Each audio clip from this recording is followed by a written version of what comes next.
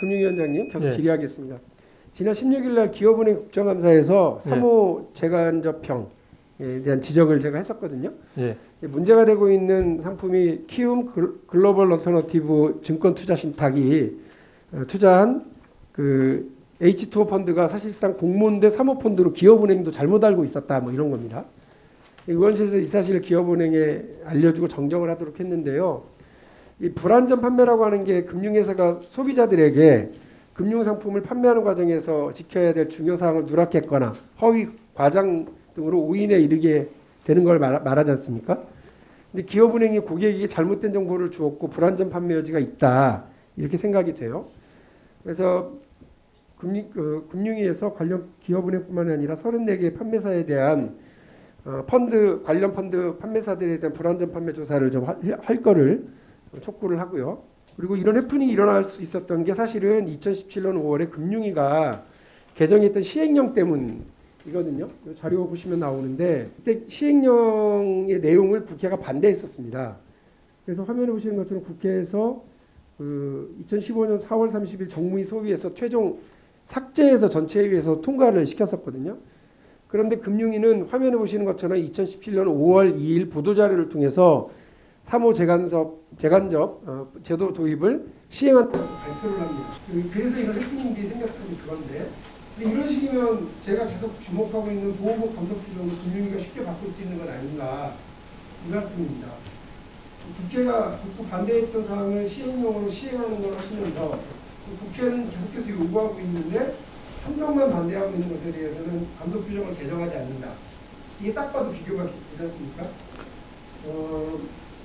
이 문제와 관련해서 저희가 자료를 하나 더 화면 보시면 시가로 바꿨을 때 삼성생명하고 삼성화재 이 두 군데만 지금 문제가 되고 있는데요. 삼성생명은 32조, 삼성화재가 4조 이렇습니다.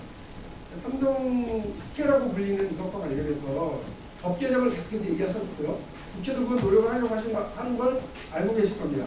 근데 법 개정 이전에 이렇게 이제 방치하고 그냥 시간 보내버리게 되면 여러 문제가 생기니까 금융위가 직접 나서서 제기되는 시장에서 제기하고 있는 우려는 우려대로 해소하고 이거를 좀 적절하게 방안을 마련하는 것이 훨씬 더 좋지 않냐. 그 방법은 좀 감독 규정 개정이 있지 않냐 이런 말씀입니다. 아까 말씀드렸던 34개 판매사에 대한 전수조사 필요성에 대한 의견하고 제가 지금 드린 말씀에 대한 의견 주시면 감사하겠습니다. 예, 32개는 제가 이제 내용을 모르기 때문에 당연히 이제 살펴보자는 말씀을 듣고 그다음에 이제 3호 재간접 공모펀드는 저는 조금 다른 정보를 들었거든요. 한번 그 부분은 제가 잘못 들었는지 한번 확인해 보겠습니다. 지금 시가를 통해서 저 32조를 뭐 해소하는 부분에 대해서는 지난 19대, 20대 올라왔는데 계속 정무에서 의견을 합의를 못해서 이제 폐기됐던 법안이기 때문에 다만 이제 저 부분을 저는 생각에 저거를 이제 그 감독 규정으로 바꿨을 때 그럼 안 했을 때 어떻게 할 거냐 하는 그 이행을 담보하는 부분이 있어서 법에서 했으면 좋겠다라는 말씀을 드렸고 그다음에 이제 큰 방향에서는 또 그런 식으로 가는 게 맞다고 생각하고 입법 과정에서 저희가 잘 논의하고 뭐가 합리적이고 시장의 충격을 적으면서 의원님이나 모든 사회 정의 측면에서 뭐가 좋은지 하는 것도 같이 좀 논의해 보도록 하겠습니다. 법은 있잖아요. 예.